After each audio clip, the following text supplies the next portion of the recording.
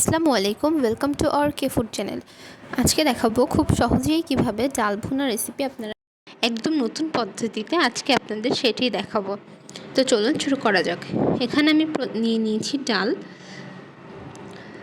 নিয়ে নিয়েছি কুচি করে রাখা আলু, কুচনো পেঁয়াজ, ছোট ছোট করে কেটে রাখা টমেটো এবং কাঁচামরিচ।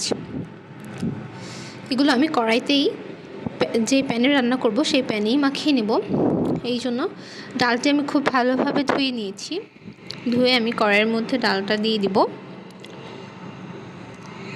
এরপর এর মধ্যে দিয়ে দিচ্ছি কুচনো আলু,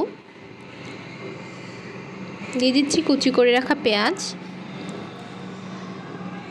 কেটে রাখা টমেটো, কেটে রাখা কাঁচামরিচ,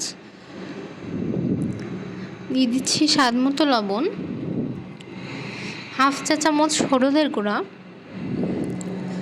হাফ চা চামচ মরিচের গুঁড়া, 1 চা চামচ রসুন বাটা।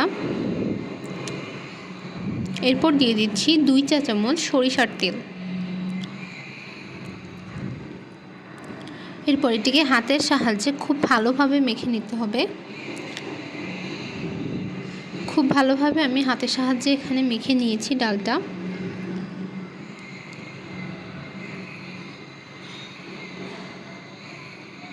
মাখানো হয়ে গেলে আমি এখানে হাফ কাপের 3 কাপ পানি দিয়েছি।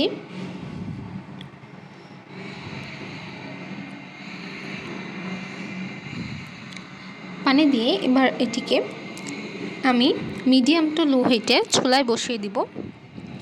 এরপর আমি ডালটি যেন ভালোভাবে ফুটে যায় ঢাকনা দিয়ে দিব। 5 মিনিট পর ঢাকনা খুলে আমি এখানে দিয়ে দিচ্ছি ধনেপাতা।